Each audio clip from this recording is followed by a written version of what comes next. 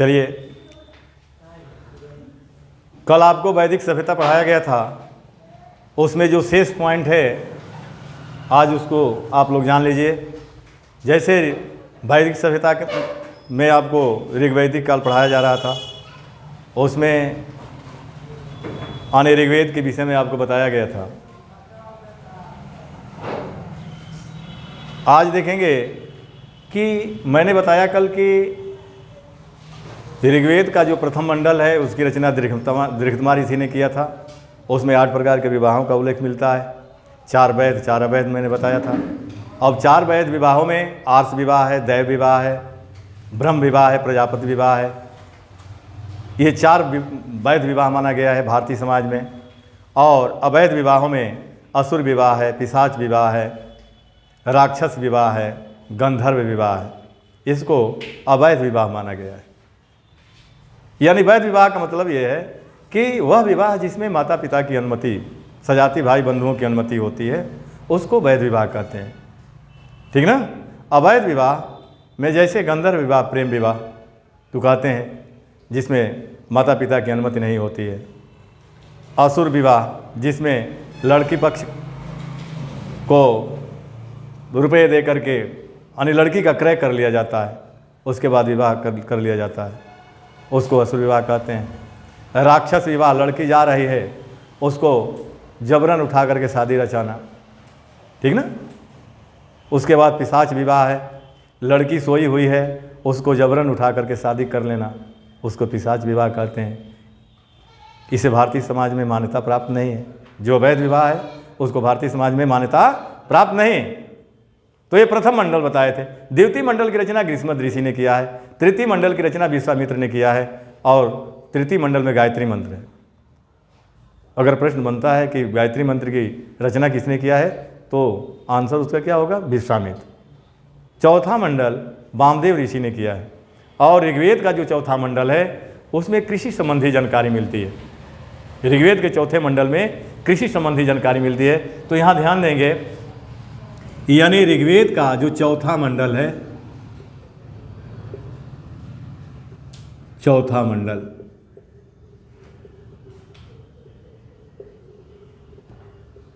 इस मंडल की रचना किसने किया? वामदेव ऋषि ने किया। किसने किया है? वामदेव ने किया है। और इसमें जानकारी क्या मिलती है? कृषि संबंधी जानकारी मिलती है। कृषि संबंधी जानकारी मिलती है।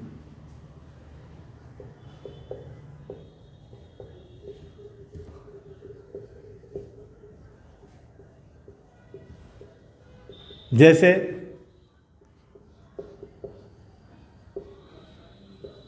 लांगल और एक शब्द सिर भी मिलता है। अथर्ववेद में, ऋग्वेद में लांगल शब्द का वर्णन है और अथर्ववेद में सिर शब्द का यानी उल्लेख है। ये दोनों को हल कहते हैं। क्या कहते हैं? यानी ऋग्वेद के चौथे मंडल में हल का उल्लेख किया गया है। दूसरा ब्रिक, ब्रिक शब्द का उल्लेख है। ब्रिक का मतलब होता है बैल। कृषि संबंधी सब जानकारी इसमें मिलेगी। यानी ब्रिक बैल को कहा गया है। यानी चौथे मंडल में ब्रिक शब्द बैल के लिए प्रयोग किया गया है। तीसरा सकृत, आवलिक करिश, ये शब्द ऋग्वेद के चौथे मंडल में गोबर के खाद के लिए हुआ है। गोबर की खाद। ठीक ना। उर्वरा, उर्वरा शब्द का उल्लेख है जोती हुई भूमि। ठीक ना।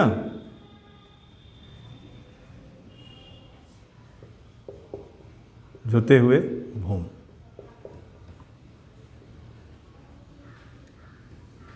उर्वरा का मतलब होता है। ठीक ना। उसके बाद पर्जन्य शब्द का उल्लेख है।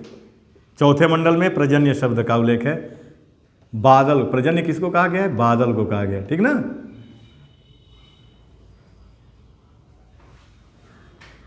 6वां पॉइंट ऊर्ध्वर, अन्य अनाज नापने के जो पात्र थे उसको ऋग्वेद के चौथे मंडल में क्या कहा गया है? ऊर्ध्वर शब्द का प्रयोग हुआ है। यानी ये क्या था? ऊर्ध्वर अनाज मापने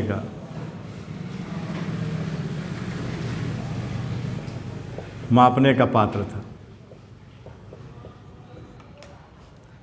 और ऋग्वेद में मात्र एक अन्न का उल्लेख है।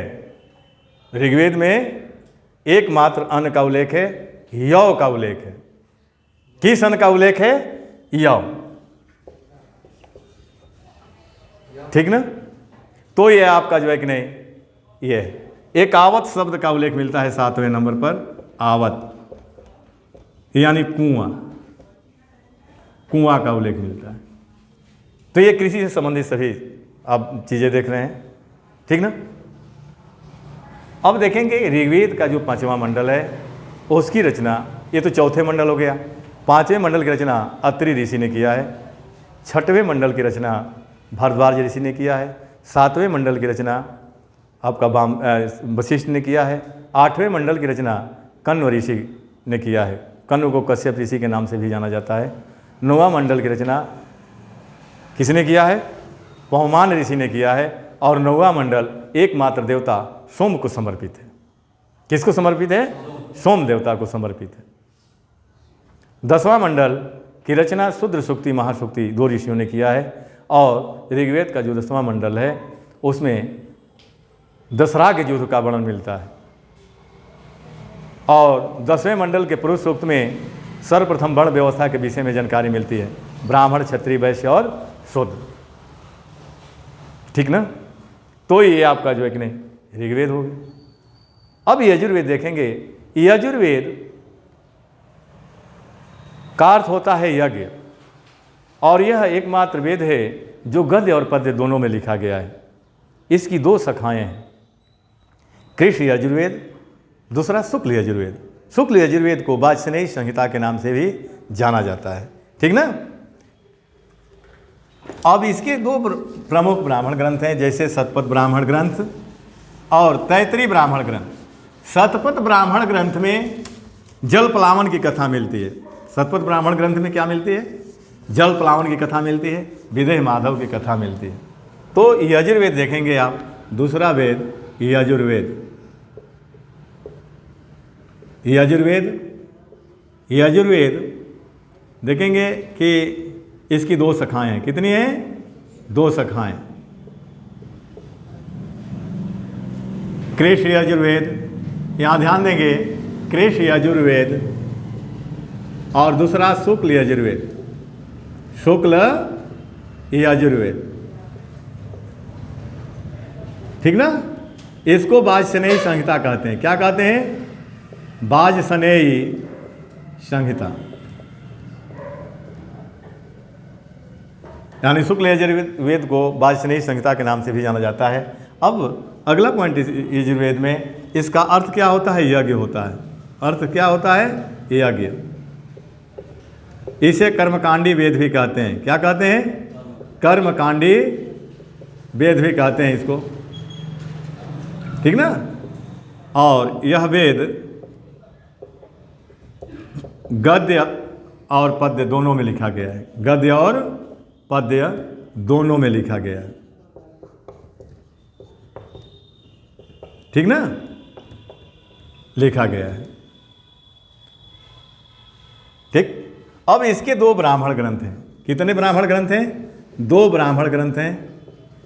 ब्राह्मण ग्रंथ, पहला शतपथ ब्राह्मण ग्रंथ, दूसरा तैतरीय। दूसरा क्या है? तैतरीय ब्राह्मण ग्रंथ। शतपथ ब्राह्मण ग्रंथ में जल प्लावन की कथा मिलती है और विदेह माधव की कथा मिलती है। ठीक ना? तो ये आपका जो है कि नहीं।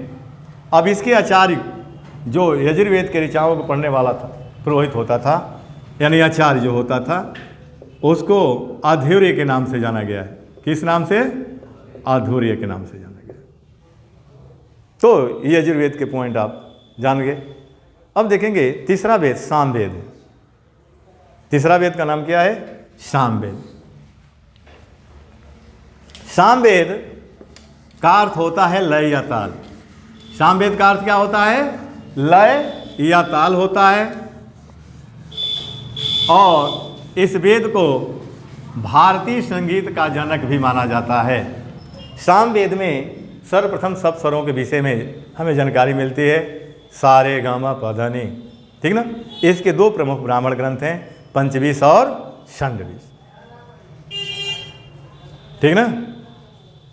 और भगवान कृष्ण ने कहा है कि मैं वेदों में सामवेद हूँ, ठीक ना। तो आप देख लेंगे सामवेद, सामवेद का अर्थ क्या होता है?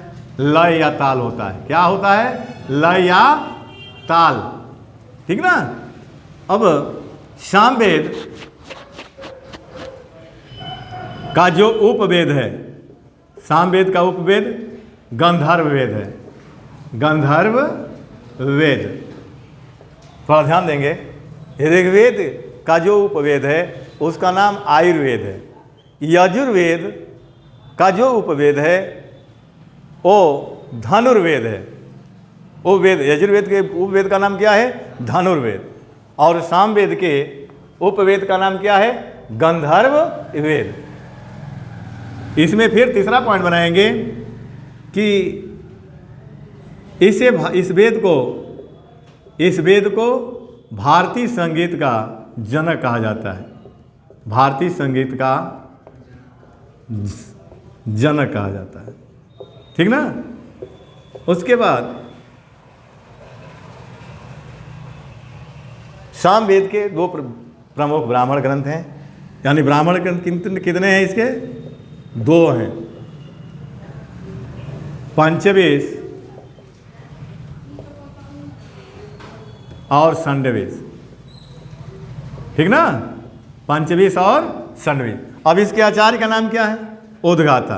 आचार्य का नाम क्या है बाबू? उद्गाता।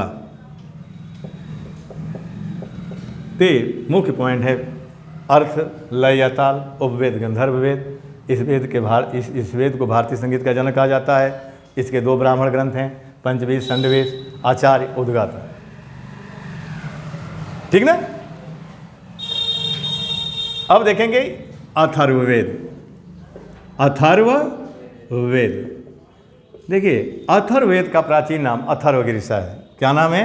अथर्वगीरिसा। और इसका उपनाम ब्रह्मवेद है। उपनाम क्या है? ब्रह्मवेद,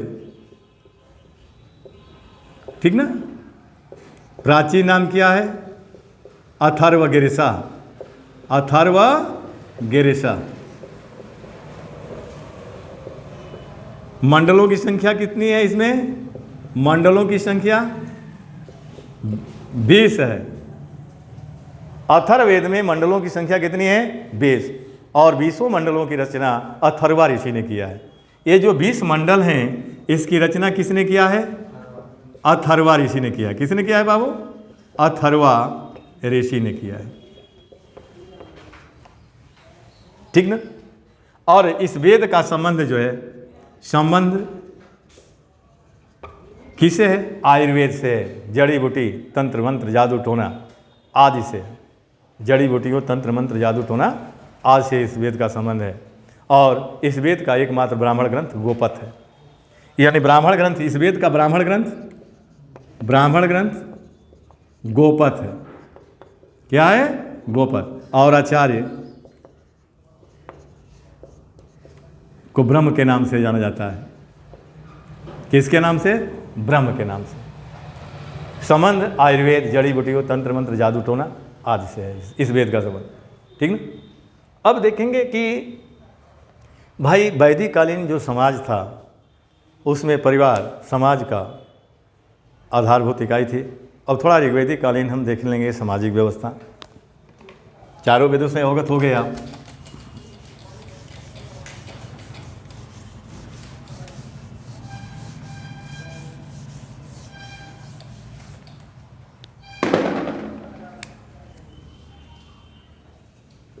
वैदिक कालीन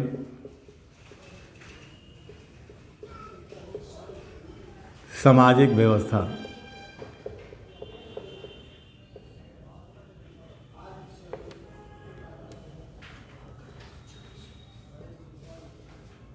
देखिए, परिवार सामाजिक व्यवस्था के अंतर्गत आप देखेंगे परिवार समाज की आधारभूत इकाई होती थी और परिवार के मुखिया को कुलप कहा जाता था। क्या कहा जाता था? कुलप। गृहपति कहा जाता था। और पैतृक संपत्ति का जो उत्तराधिकारी होता था पुत्र होता था। यानी पैतृक संपत्ति का उत्तराधिकारी कौन होता था? पुत्र होता था। पैतृक संपत्ति में पुत्रियों का अधिकार नहीं था। ठीक ना? वैदिककालीन समाज में नियोग प्रथा का प्रचलन था। ठीक ना? पुनर्विवाह का प्रचलन था। ठीक ना? और उसके बाद बाल विवाह प्रथा प्रचलन में नहीं था। ठीक ना? नियोग प्रथा प्रचलन में था। ठीक ना? दास प्रथा का उल्लेख मिलता है वैदिक कालीन समाज में। ठीक? और जो आजीवन अविवाहित रहने वाली कन्याएं जो होती थी उसको अमाजू कहा गया है। क्या कहा गया है? अमाजू।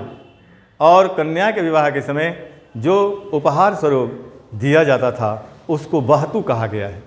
क्या कहा गया है? बहतू। वैदिक कालीन समाज 4 वर्णों में विभक्त था, ब्राह्मण, क्षत्रिय, वैश्य और शूद्र। ठीक ना? वैदिक कालीन समाज में भी कुछ विदुषी महिलाओं का भी नाम मिलता है। जैसे ऋग्वेद में मिलता है विदुषी महिलाओं का नाम। उसमें आपका अपाला है, लोपामुद्रा है, हाँ, विश्वौरा है, हाँ, सिक्ता है। ठीक ना? इन विदुषी महिलाओं का नाम आपका ऋग्वेद में मिलता है और इन महिलाओं को ऋषि कहा गया है। क्या कहा गया है? ऋषि कहा गया है। ठीक ना? तो ये आपका अब देखेंगे वैदिक कालीन जो धार्मिक व्यवस्था है, यानी आर्यों के देवताओं को निम्न भागों में बांट करके देखा गया है। उसमें जैसे धार्मिक दशा आपका, तो सामाजिक व्यवस्था में आप जानते रहिएगा, सामाजिक व्यवस्था में एक देख लीजिएगा नियोग प्रथा। ठीक ना? दूसरा पुनर्विवाह। यानी वो महिला जो विधवा हो जाती थी वो पुनर्विवाह कर सकती थी। समझ में रहे ना? अपने देवर के साथ विवाह कर सकती थी या अन्य किसी दूसरे पुरुष के साथ कर सकती थी। ठीक ना?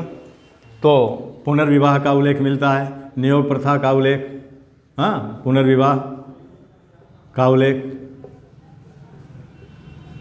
यहाँ ध्यान देंगे थोड़ा, 1 मिनट, 4-5 पॉइंट है, इसको जान लेंगे तो आपके लिए बहुत बढ़िया रहेगा। ठीक ना? दास प्रथा का उल्लेख मिलता है वैदिक काल से। ठीक ना? दास प्रथा का उल्लेख। बाल विवाह का उल्लेख नहीं मिलता है। बाल विवाह का उल्लेख नहीं मिलता है। ठीक ना? नहीं मिलता है। तो चला प्रदा प्रथा का उल्लेख नहीं मिलता है। प्रदा प्रथा का उल्लेख नहीं मिलता।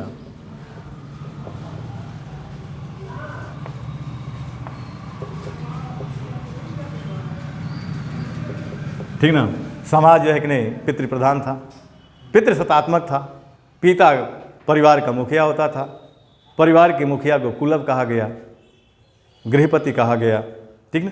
तो ये सामाजिक व्यवस्था में कुछ पॉइंट ऐसे मिलते हैं। ठीक ना? वर्ण व्यवस्था के विषय में जानकारी मिलती है। आपको पहले ही बता दिया गया है ऋग्वेद में कि पुरुषोक्त में 4 वर्णों के विषय में जानकारी मिली। ठीक?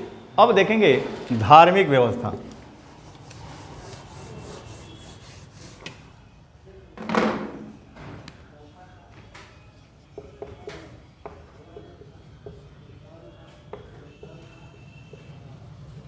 यानी वैदिककालीन धार्मिक व्यवस्था। तो इसमें आर्यों के देवताओं को 3 श्रेणियों में बांटा गया है। यानी धार्मिक व्यवस्था में आर्यों के देवताओं को 3 श्रेणियों में बांटा गया है। 3 श्रेणियों में बांटा गया है। ठीक ना? 3 श्रेणियों में बांटा गया है। पहला, यहाँ ऐसे देख लेंगे आप, आकाश के देवता, आकाश के देवता। दूसरा अंतरिक्ष के देवता, अंतरिक्ष के देवता, ठीक ना बाबू। तीसरा पृथ्वी के देवता, पृथ्वी के देवता। अब हम देखेंगे कि आकाश के देवता में किसको किसको रखा गया। तो सूर्य, किसको? सूर्य, द्यौस, सूर्य, द्यौस, आदित्य, आदित्य, उषा, मित्र, वरुण, ठीक ना। हाँ, सूर्य, द्यौस, आदित्य, उषा, मित्र, वरुण। मित्र हो गया, ठीक ना। उसके बाद अश्विन, अश्विन, यहाँ ध्यान देंगे। आकाश के देवता में ये प्रमुख देवता माने गए, सूर्य, द्यौस, आदित्य, उषा, मित्र, वरुण और अश्विन। अंतरिक्ष के देवता में इंद्र, ठीक ना। मरुत, इंद्र, मरुत, पर्जन्य,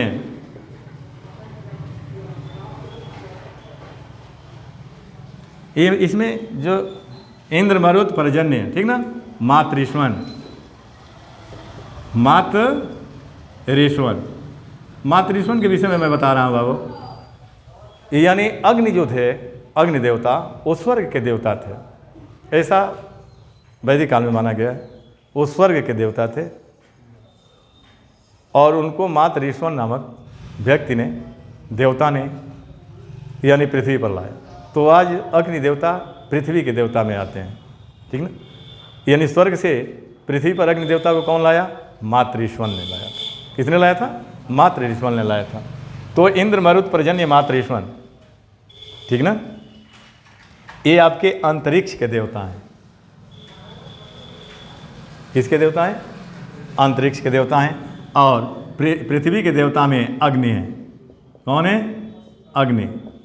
उसके बाद सरस्वती, सरस्वती, अग्नि, सरस्वती, बृहस्पति। कौन? बृहस्पति। पृथ्वी, तो ये पृथ्वी के देवता माने जाते हैं। अग्नि, सरस्वती, बृहस्पति और पृथ्वी। आर्यों ने ऐसा जो है कि नहीं माना, यानी आर्यों के देवताओं को 3 भागों में बांट करके आप ऐसे जान लिए, ठीक ना। अब देखेंगे इसमें सबसे महत्वपूर्ण स्थान किसका था। तो ऋग्वेद में सबसे महत्वपूर्ण देवता इंद्र को माना गया है और ऋग्वेद में 250 बार इंद्र शब्द का उल्लेख मिलता है।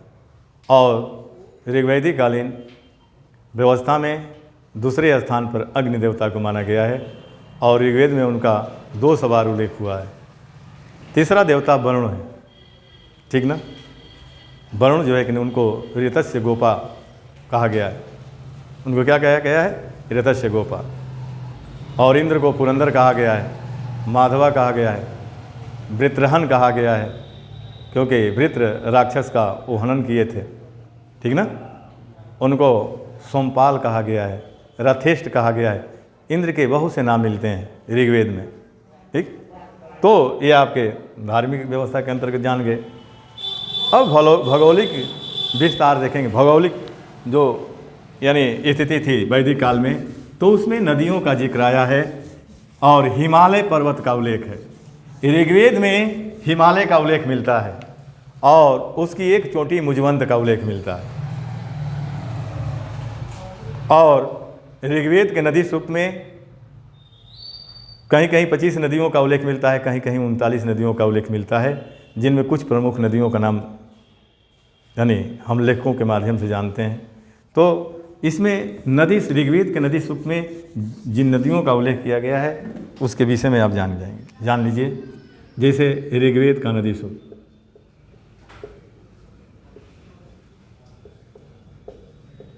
नदी सूक्त, में निम्न नदियों का उल्लेख मिलता है। नदियों का उल्लेख मिलता है।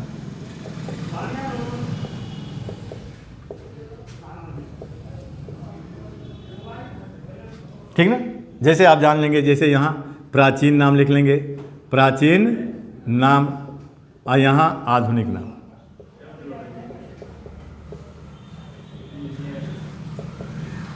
ठीक ना। एक एक नदियों को देखिए, जैसे परुष्णी नदी,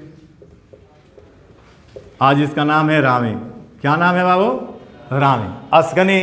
अस्कनी का नाम चिनाब है, दूसरा अस्कनी, इसका नाम क्या है? आज चिनाब नदी है। तीसरा सिंधु नदी, और इसका वर्तमान नाम है सिंध। क्या नाम है? सिंध। चौथा विपाशा, अब विपाशा का नाम क्या है? ब्यास नदी। विपाशा का नाम क्या है आज? ब्यास नदी। ठीक ना। पांचवा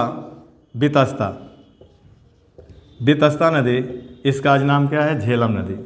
क्या नाम है बाबू? झेलम। दृश्यद्वती, छठे नंबर पर देख लेंगे, दृश्यद्वती। और दृश्यद्वती का नाम है क्या? घघर नाम है। क्या नाम है? घघर नदी नाम है इसका। सातवें नंबर, जैसे गोमल नदी का नाम है ऋग्वेद में गोमल नाम, आज उसका नाम है गोमती। क्या नाम है? गोमती। आठवें नंबर, सदा नीरा, और इसका नाम क्या है? गंडक। अब देखिए, इसके अतिरिक्त जो नदियां हैं, जैसे गंगा नदी का ऋग्वेद में 1 बार उल्लेख हुआ है, और जमुना नदी का ऋग्वेद में 3 बार उल्लेख हुआ है। 3 नामों से उल्लेख है जमुना नदी का। पहला अज, दूसरा शिग्रु, तीसरा अच। यानी जमुना को हम 3 नामों से जानते हैं। यमुना नदी,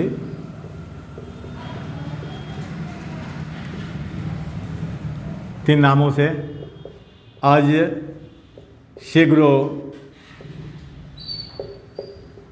और तीसरा अच। ये 3 नामों से जमुना को जाना गया है। अब ऋग्वेद में सबसे महत्वपूर्ण नदी सिंधु नदी को माना गया है, और सबसे पवित्र नदी सरस्वती नदी को माना गया है। सरस्वती नदी को वाग देवी कहा गया है, नद्योत्मा कहा गया है, नदियों की माता कहा गया है, वाणी की देवी उनको माना गया है। ठीक ना। तो ये आपका भौगोलिक, आर्यों का भौगोलिक विस्तार भी जान गए। ठीक, तो आज यहीं तक रहने दिया जाए।